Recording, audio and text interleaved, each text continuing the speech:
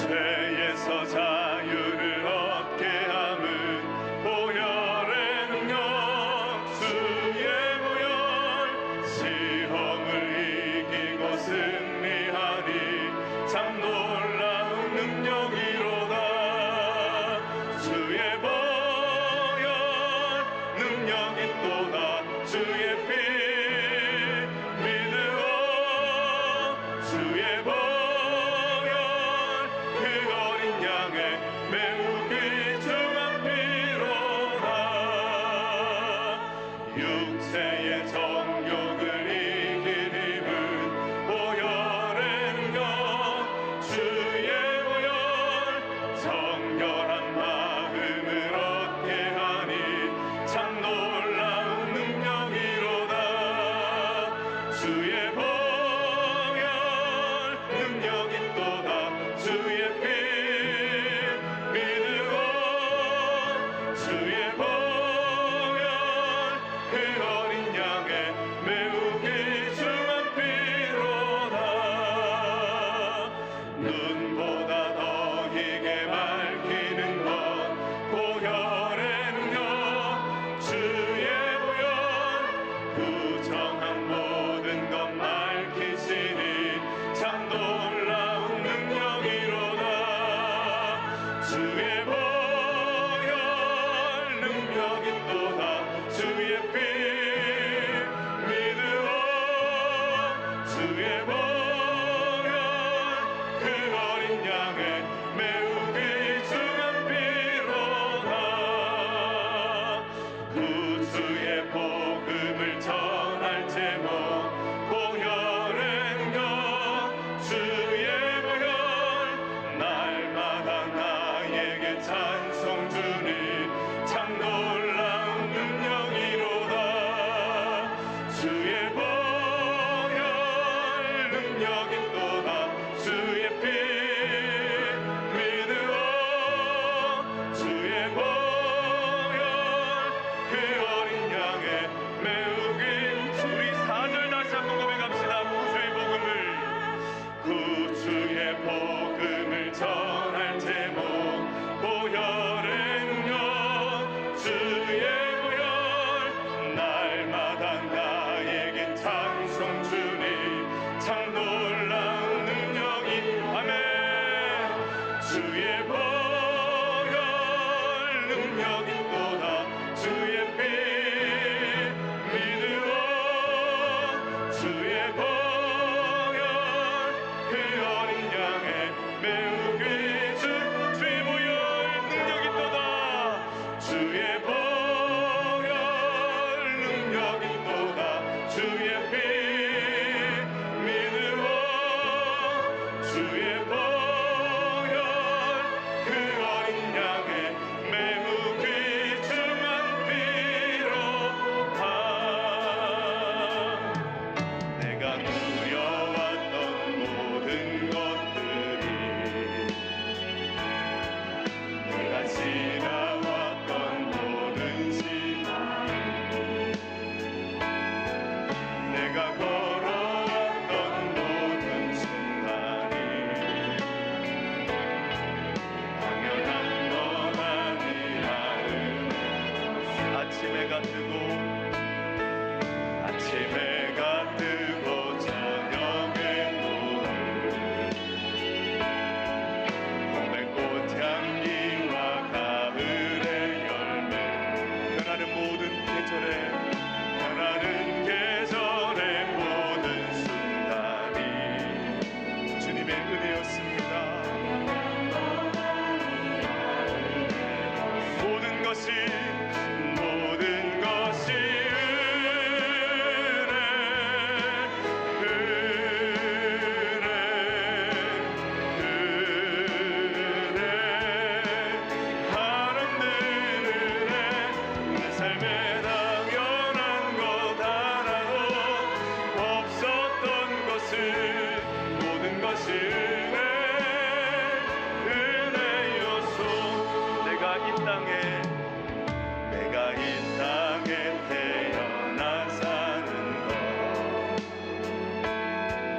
어린아이 시절과 지금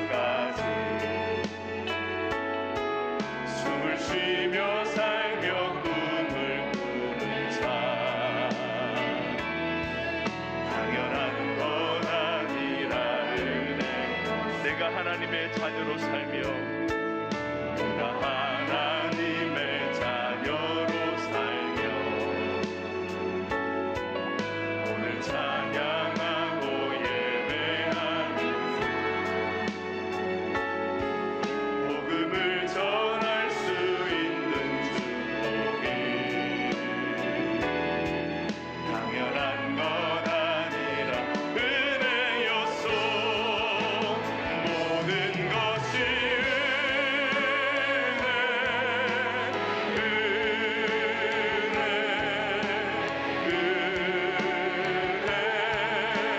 한없는 은혜. 내 삶에 당연한 것 하나도 없었던 것을 모든 것이 은혜. 모든 것이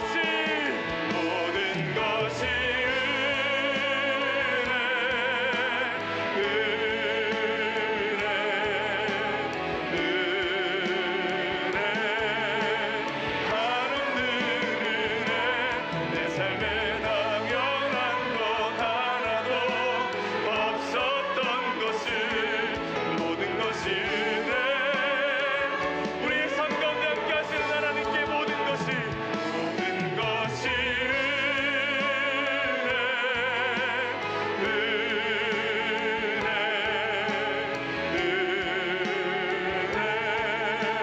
한없는 은혜.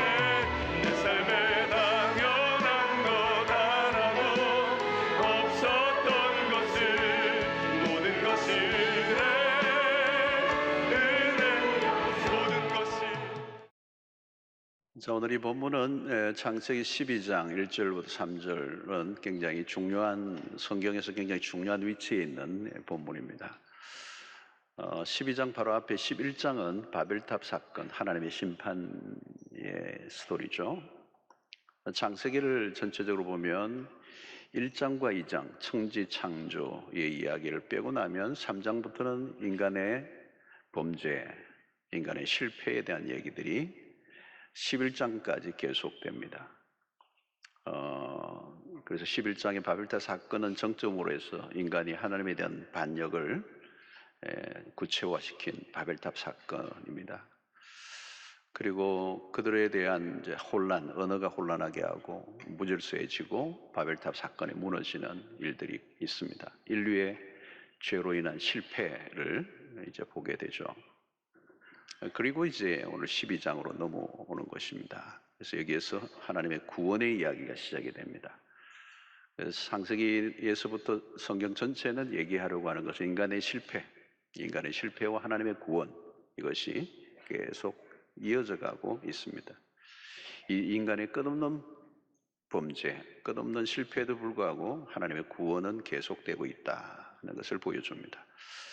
아담이 하나님 앞에 불순종하여 실패하고 인류가 저주를 받았습니다. 그런데 이제 한 사람을 불러내시고 이제 구원을 이루시겠다. 그 불러내신 사람이 아브라함입니다. 한 사람을 불러내시죠.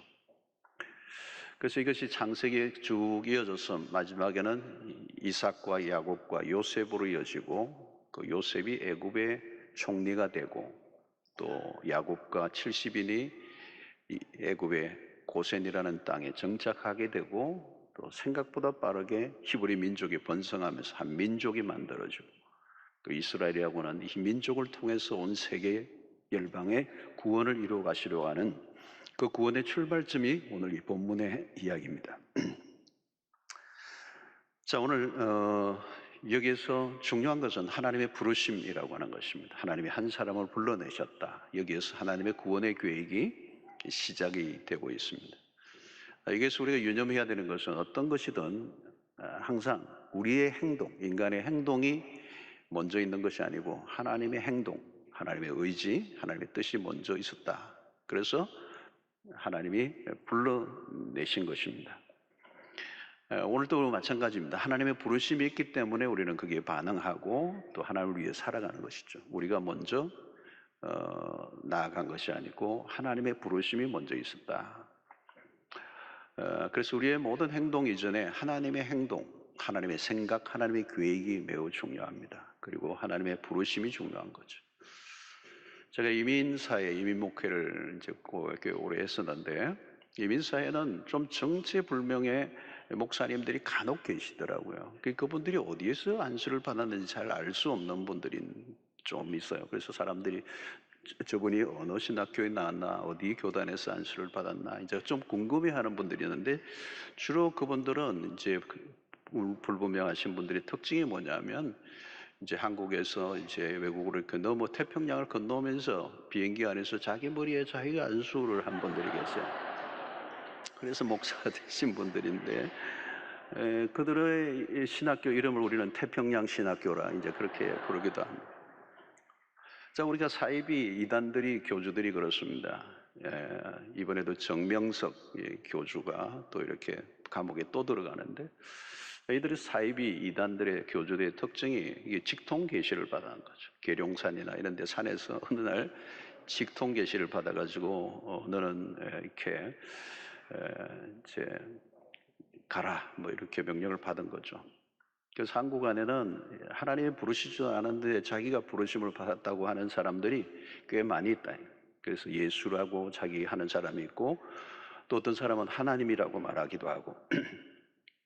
그래서 어느 정신과에도 그렇잖아요. 자기가 자꾸 예수라고 그러니까 옆에 있는 또 정신병자 한 분이 내가 언제 너 불렀냐, 이제 그렇게 얘기하고 자기들끼리 개그를 이제 하는데, 그래서 한국에는 한 20여 명, 30명 가까이, 20, 30명이 자기가 하나님, 자기가 성령, 자기가 예수다 이렇게 얘기하는 사람들이 있습니다.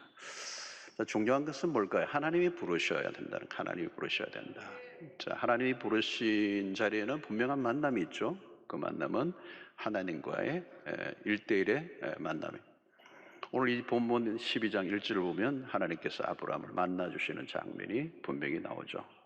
그리고 아브라함의 이름을 부르십니다. 아브라함의 이름을 부르신다. 자, 우리가 세상에서도 어떤 만남은 우리의 인생에 굉장히 중요한 전환점이 되죠. 어떤 만남은 우리에게 굉장히 강력한 인상을 주고 내 생애를 바꾸는 일들이 일어납니다. 그러나 하나님과의 만남, 이 신적인 만남은 특별한 만남이고, 한 번의 만남이라도 우리의 존재 전체를 흔들어 버리는 만남이 되죠. 대표적인 것이 바울의 그 다메섹 도상의 사건입니다.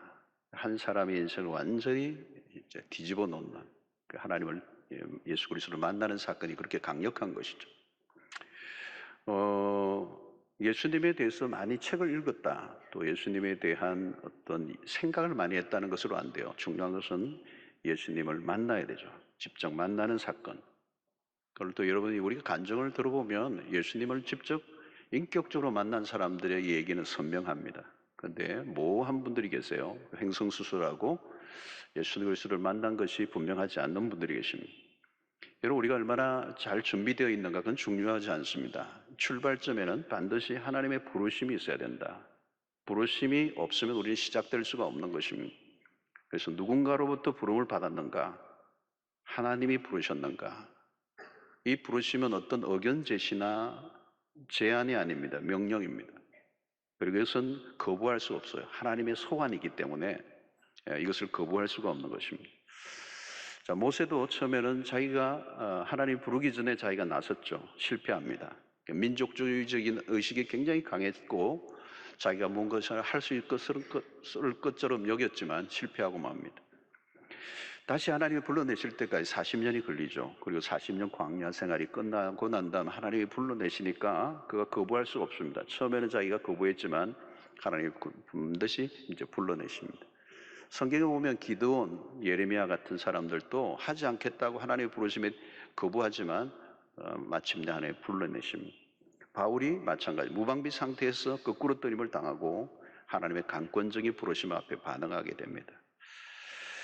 자, 바울이 우리의 삶 속에서 이 부르심이 분명할 때, 그 하나님이 나를 불러주셨다 이게 분명할 때 거기에서 뭐가 생기는가 하면 정체성이라는 게 생기는 거, 아이덴티티라는 게 생기는 것입니다. 자, 우리가 이 정체성, 내가 누구인가, 이제 이 부분은 매우 중요한 것입니다. 하나님이 나를 불러주셨다. 그 말은 내가 하나님께 속해 있다. 또 내 존재 자체를 이제 하나님의 목적을 위해서 불러주셨다는 것이 내 정체성이 될 때, 내 삶에 위기가 와도 내 삶의 방향이 이 정체성으로 인하여 정해져 있기 때문에 흔들리지 않는 것입니다. 나는 누구인가? 나는 누구에게 속해 있는가? 이 부분은 죽을 때까지 따라다니는 문제고, 이 부분에 대해서 정리가 안 돼 있으면 인생 전체가 흔들리는 것입니다. 삶의 많은 부분이 우리에게 흔들려도 이 정체성, 하나님으로부터 부름을 받고 내가 하나님께 속해 있는 자다, 내가 누구인가라고 하는 사실을 분명히 알면 결국은 이기는 것입니다. 방향이 잡혀져 있기 때문에 내가 어디로 가는지, 내가 왜 사는지 이것을 알고 있으면 어려움이 있어도 결국은 이겨내는 것입니다.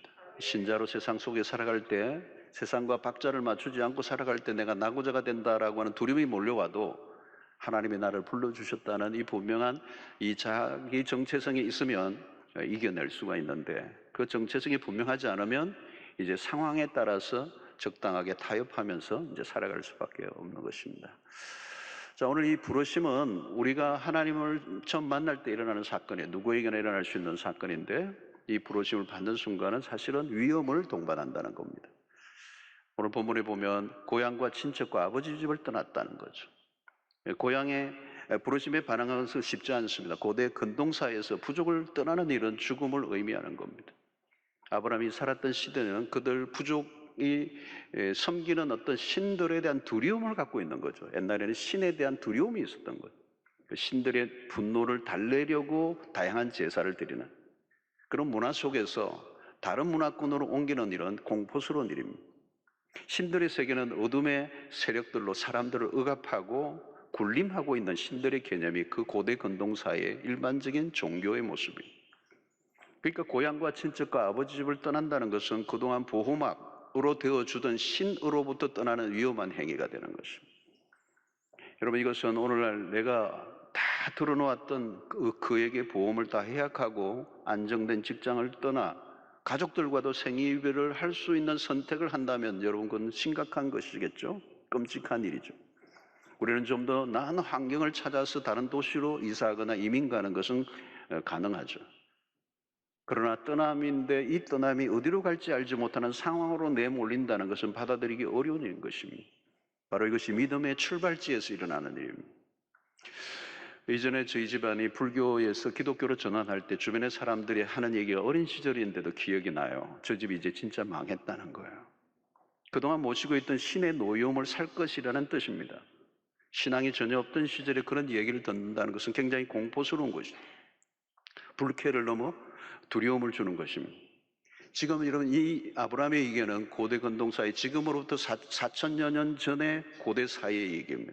지금보다 훨씬 더 어떤 우리의 존재를 넘어선 어떤 세계, 그 신적인 존재에 대한 두려움을 갖고 있는 그때 이 고향과 친척과 아버지 집을 떠난다는 굉장히 두려운 것이고, 그 신에 대한 노여움을 살 수도 있는 그런 환경이었습니다.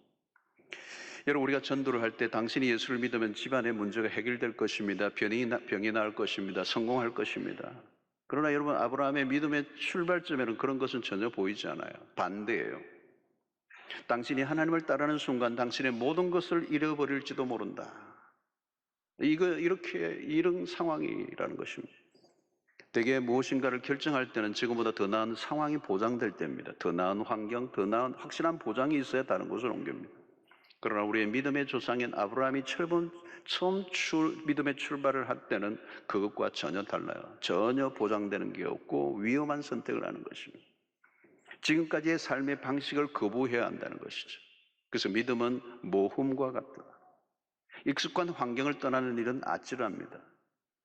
그러나 여러분, 부르심을 받은 사람은 떠나야 합니다.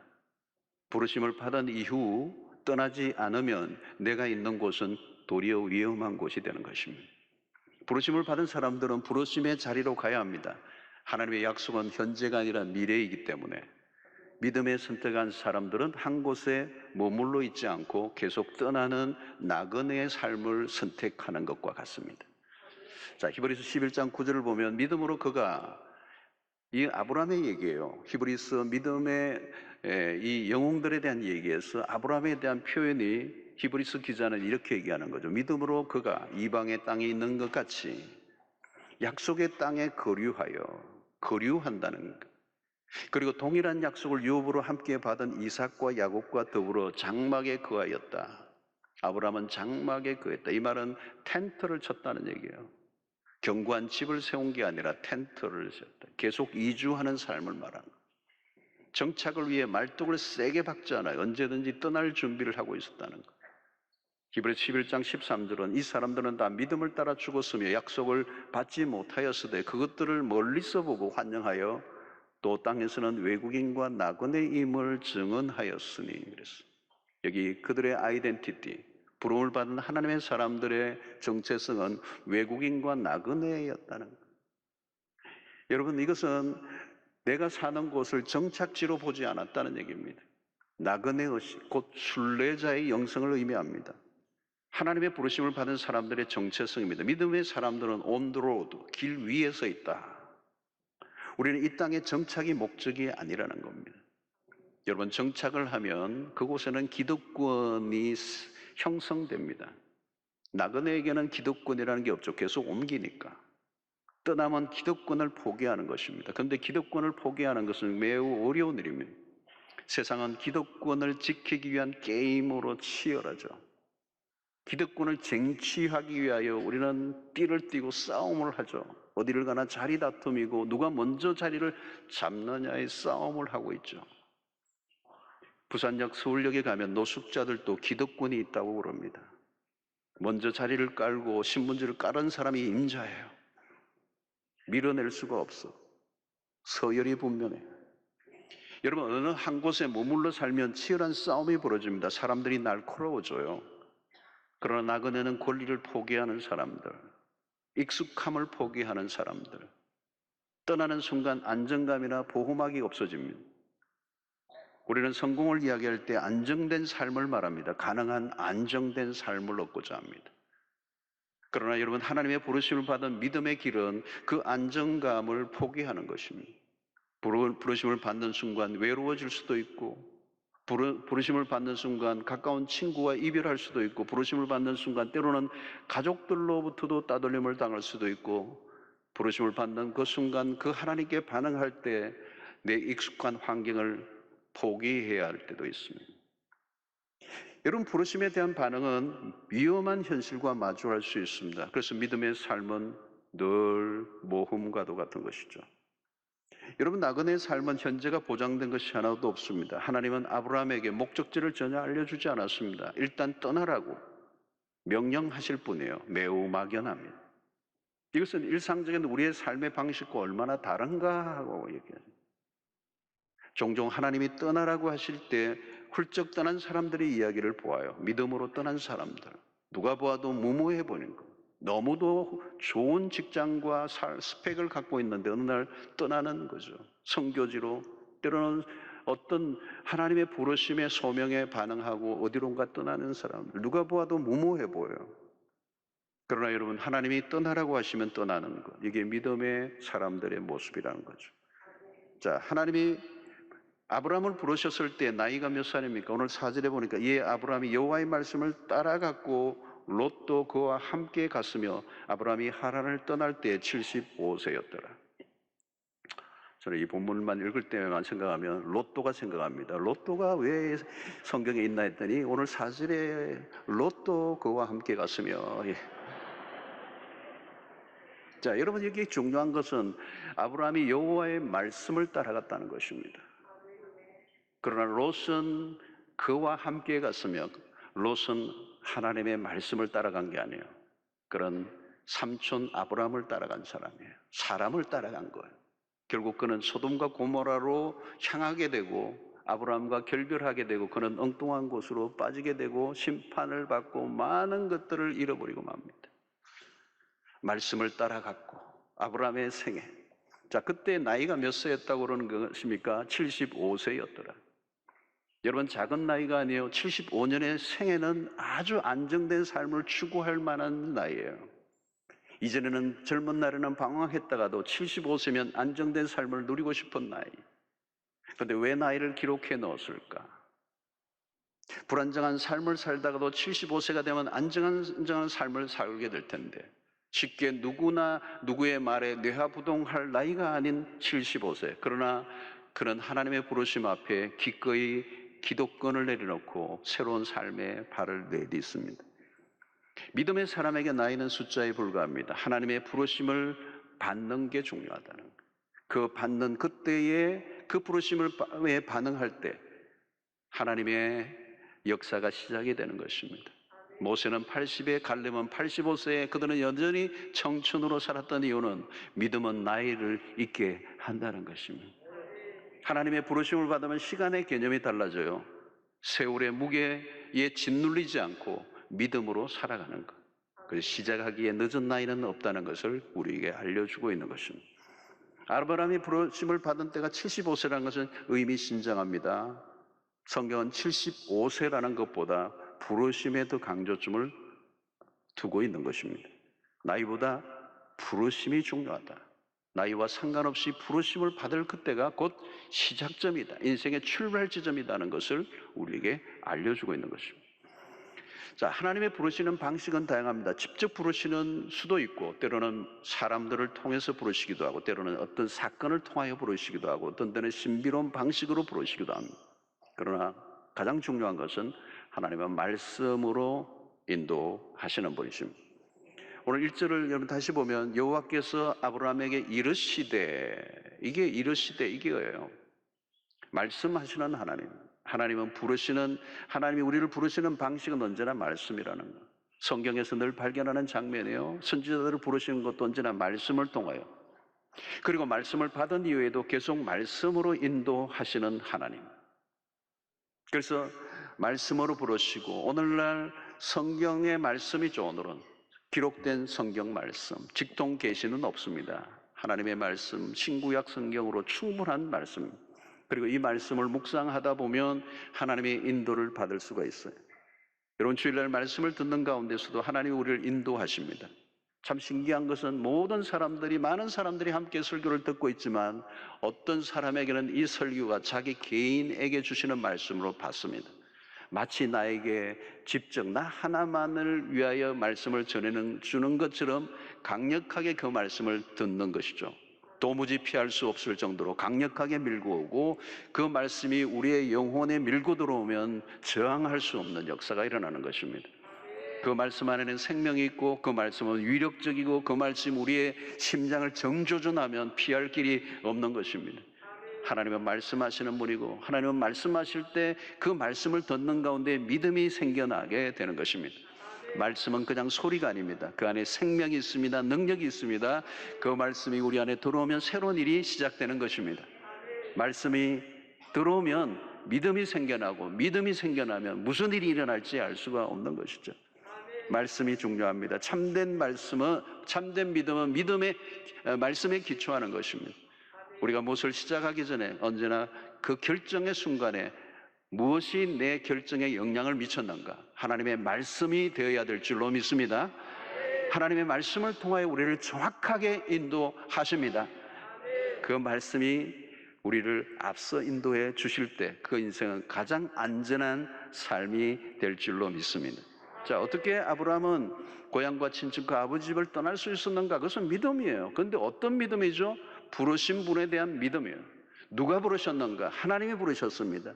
누가 아브라함에게 믿음을 주셨는가? 하나님이 주신 것입니다. 여러분, 아브라함이 믿은 거 아니에요. 여러분, 아브라함이 믿은 게 아니고 아브라함에게 믿음을 심어주신 분이 하나님이셔요. 그래서 여러분, 언제나 내가 하나님을 믿었다가 아니고 하나님이 나를 믿게 하셨다. 이 말이 정확한 말입니다. 내가 믿었다라고 할 때 주체는 나예요. 내가 믿은 사람은 내가 안 믿을 수도 있는 거예요. 나는 믿을 수 없는 존재예요. 내가 나를 신뢰할 수 없어요. 내가 믿음을 가졌다고 생각하면 안 돼요. 나를 하나님이 믿게 하셨다. 하나님이 믿게 하셔서 내가 믿은 거예요. 그리고 그 믿음의 주체는 하나님이십니다. 그리고 하나님이 믿음을 주셨으면 그 믿음은 내가 어떻게 할 수가 없어요. 내가 지우고 싶어도 안 줘요. 왜? 하나님이 내 안에 심어주신 믿음이기 때문에 그래요.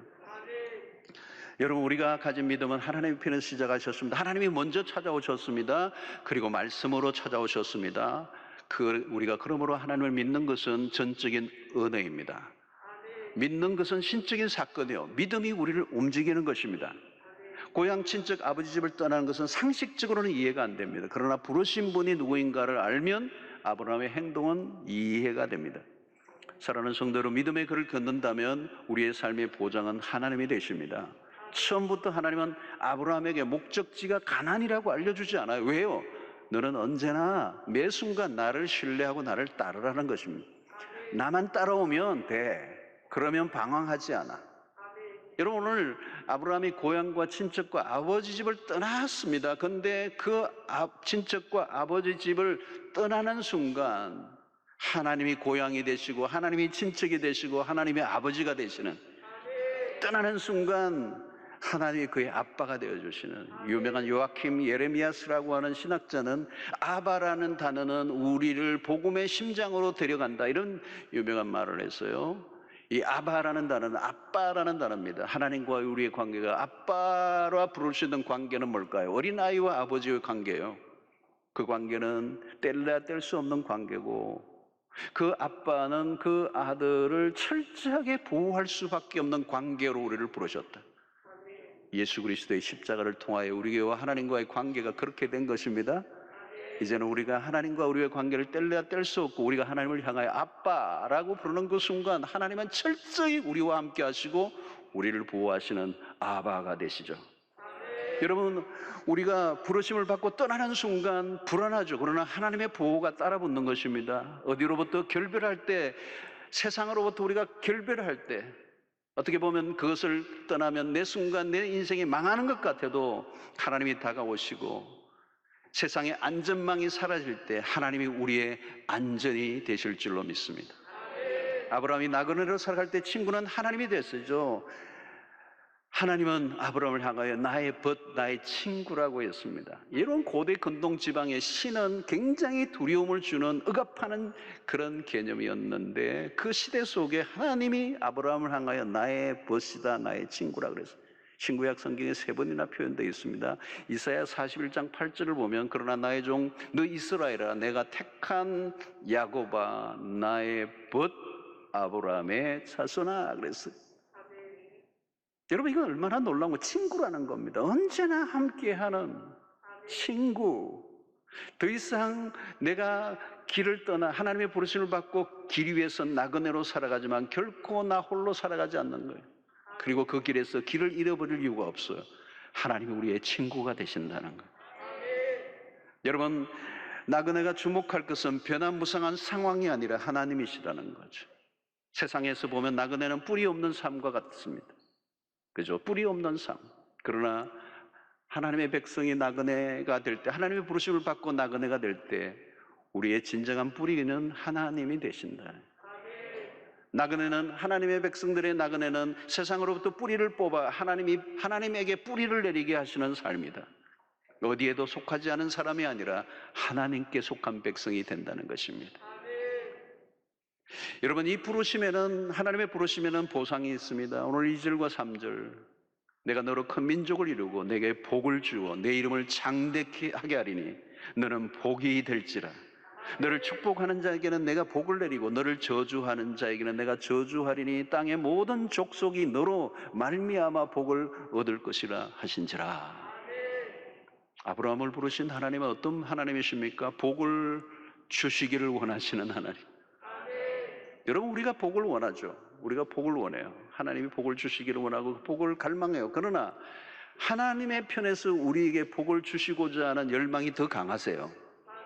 성경 전체에서 하나님은 복의 하나님이십니다. 아브라함에게 약속한 복은 광대요. 그 복의 폭이 엄청납니다. 우리가 생각하는 복과 차이가 있습니다.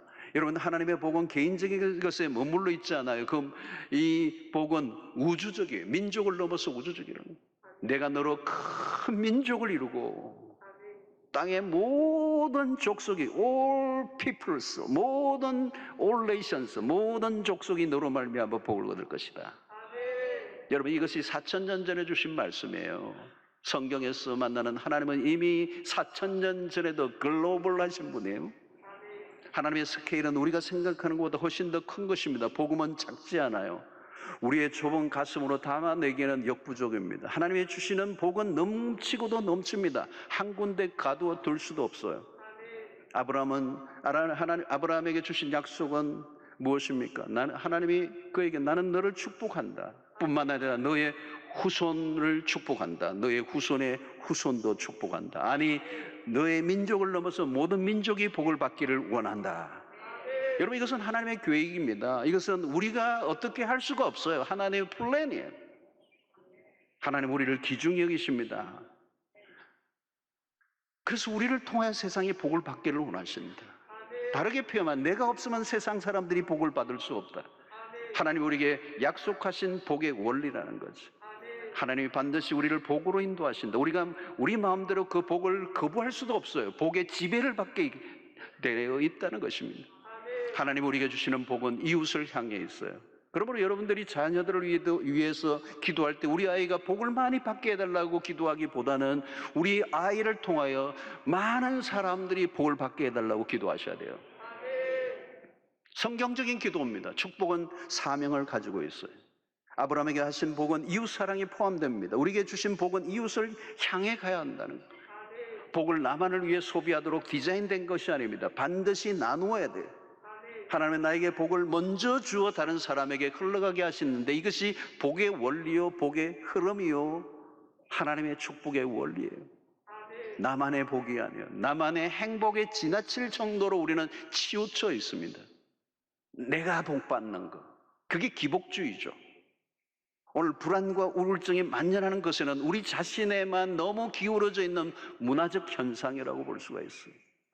그러므로 우리가 늘 염두에 두어야 하는 것은 어떻게 하면 다른 사람들에게 내가 받은 이 복음, 내가 받은 이 복을 나누어 줄까를 고민하고 기도해야 돼요. 우리는 소비주의 세상에 살고 있습니다. 우리는 소비 본능이 있어요. 하나님마저도, 신앙마저도 개인의 목적을 이루는 도구로 사용하려고 하는 유혹이 있어요.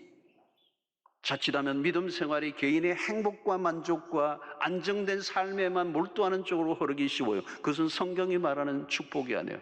성경이 말하는 축복은 훨씬 더 큰 것입니다. 그러므로 우리는 소비주의적 신앙을 경계해야 합니다.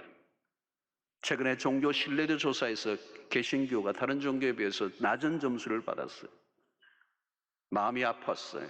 세상의 신자들을 보는 태도, 평가는 어떤 것인가? 불신자들이 그리스도인들을 바라보면서 세 가지를 지적했습니다. 최근에 통계에 의하면 갤럽 조사에 나온 거예요. 첫째는 배타적이다. 둘째는 물질적이다. 셋째는 이기적이다. 아픈 지적이에요. 우리가 과연 그렇게 살아왔는가? 억울하다고 여길 수가 있어요. 아무튼 세상이 그리스도인들을 보고 내린 평가예요. 이 지적이 뼈아픈 이유는 이 세 가지 모두가 복음과 정반대의 모습이기 때문에 그래요. 우리는 늘 복음을 말해왔는데 정작 우리의 삶은 복음과 정반대의 길을 걸어온 것은 아닌가라고 하는 자성을 하게 하는 거예요. 여러분, 복음은 결코 배타적이지 않아요. 복음은 굉장히 포용력이 넓어요. 하나님은 온 세상을 품으시는 분이세요. 그 안에 모든 걸 녹여내시는 거예요. 이게 복음인 거래요. 우리는 수없는 경계선을 꺾고 수없는 그런 파벌을 만들어내고 수없는 사람들을 배타하는 단체로 교회를 보는 거예요. 세상에 너무 배타적이다. 코로나19를 지나면서 개신교회는 더 많이 배타적인 모습으로 세상 가운데 비춰졌다고 얘기하는 것이고, 두 번째는 물질적인 것이라는 것입니다. 우리는 하나님의 나라를 꿈꾸는 사람들이야. 그런데 우리는 너무 물질적인, 현세적이다. 세 번째는 철저히 이기적이라는 말은 뭘까요? 여러분, 그리스도의 복음은 이타적입니다. 철저히. 십자가가 어떻게 이기적일 수가 있겠습니까? 성경의 복은 소극적이지 않아요. 외산 복이 아니에요. 그 복은 온 땅에 흘러가고도 남을 복이어야 합니다. 나만의 행복이 아니라 이웃의 행복을 위한 복. 우리는 신앙생활을 하면 할수록 시야를 넓혀가야 합니다. 편협한 시야에 갇혀 있어서는 안 돼요. 예수를 믿고 나만의 복에 갇혀 있다면 부르심에 대한 심각한 오해가 되는 것입니다. 복음은 확장성을 가지고 있습니다. 오늘 창세기 12장 2절로 3절의 이 말씀은 사도행전에서 성취됩니다. 1장 8절 예루살렘과 온 유대와 사마리아 땅끝까지 복음이 증거되는 것과 일치합니다. 그리고 마태복음 28장 18절로 20절의 대사명과도 일치합니다. 모든 민족을 제자로 삼아라. 복음은 정체되어 있잖아요. 복음은 가둬둔 물이 아니라 흐르는 물입니다. 여러분, 우리가 전도한다는 것은 단순히 개인적인 일로만 보면 안 돼요. 구원은 특권이면서 사명입니다. 나만의 구원으로 끝나서는 안 된다는. 나만 예수를 믿고 구원받는 것도 놀라운 것인데, 나를 통하여 수많은 사람들이 구원을 알게 하는 역사를 가진다는 것은 얼마나 황홀한 일입니까? 우리는 축복을 확산해야 합니다. 우리가 받은 복을 나누어 줘야 합니다. 우리가 깨달은 복음의 강의로움을 세상 가운데 증거해야 합니다. 코로나19를 지나면서 인류는 다양한 위기에 직면해 있습니다. 미래가 불투명해졌고 혼란스러워졌어요. 온 세계가. 그리고 사람들은 죽음 앞에 절망하고, 그리고 우리가 이루는 업적에도 불구하고 코로나 팬데믹이 온 세계를 흡쓸고 가면서 사람들은 공허를 느끼고 있습니다. 그리고 우울증이 만연합니다. 코로나 팬데믹 때보다 팬데믹 이후 엔데믹 시대에 우울증은 더 증폭되고 있습니다. 최근에 조사한 바에 의하면 한국은 여전히 OECD 국가 중에 자살률 부동의 1위예요. 2위와 따블이 됩니다. 현격한 차이를 이룬 세계 OECD 국가 중에 이 부동의 1위, 자살률. 특별히 10대, 20대, 30대의 자살률이 현격하게 눈에 띄게 올랐습니다. 10대와 20대의 삶이 얼마나 처절한가를 우리에게 보여주고 있는 것입니다. 여전히 세상은 복음이 필요합니다. 복음만이 답이라는 사실을 우리는 믿습니다. 예수님은 나를 믿으라고 하시지 않고 나를 따르라고 하셨습니다. 우리를 부르신 목적은 뭘까요? 그것은 예수 그리스도가 이 땅에 오신 목적과 동일한 것입니다. 요한복음 10장 10절에 내가 온 것은 양으로 생명을 얻게 하고 더 풍성히 얻게 하려는 것이라. 우리는 복음을 알고 복음을 누리고, 그리고 이 복음을 또 다른 사람에게 흘려보내야 할 사명이 있습니다. 무엇을 하든지 우리는 하나님의 부르심을 받은 자로 하나님과 이웃의 목소리에 민감하게 반응하고 살아야 될 줄로 믿습니다. 세상은 길을 잃었습니다. 우리는 그 길을 오래전에 찾은 사람. 그래서 우리는 하나님의 인도를 받고 그 온도로도 길 위에서 하나님의 우리를 향하신 그 본향을 향해 가고 있습니다.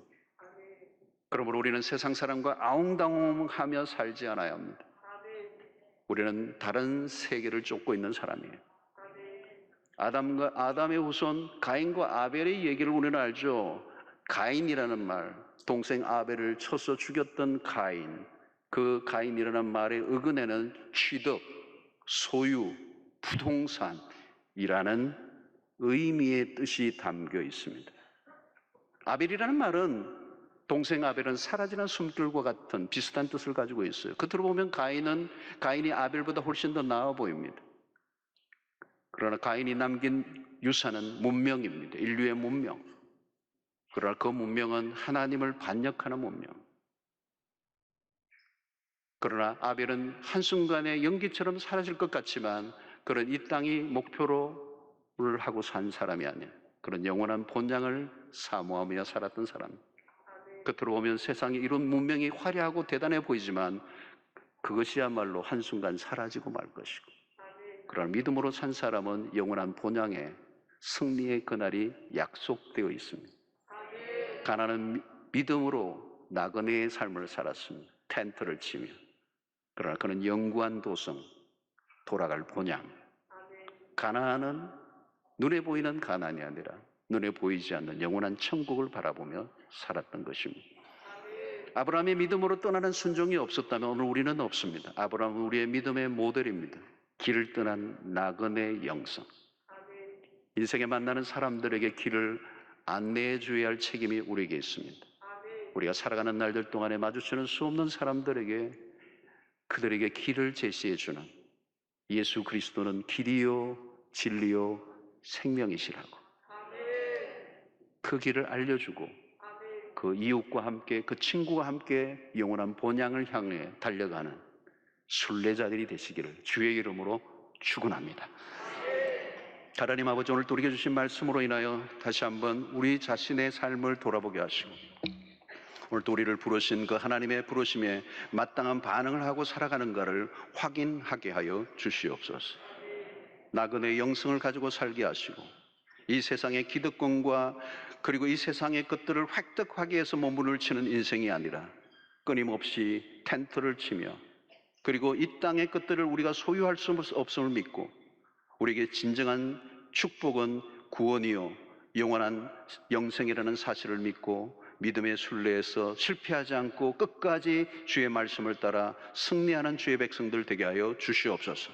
뿐만 아니라 하나님 우리에게 하나님 길이요 진리요 생명이신 예수 그리스도를 우리의 이웃들에게 증거하며 살게 하여 주셔서 우리에게 주신 이 복이 우리 안에서만 머물러 있지 않게 하시고 온 땅 가운데 흘러가는 일에 쓰임받는 우리 모두 되게 하여 주시옵소서. 예수님 이름으로 기도하옵나이다. 아멘.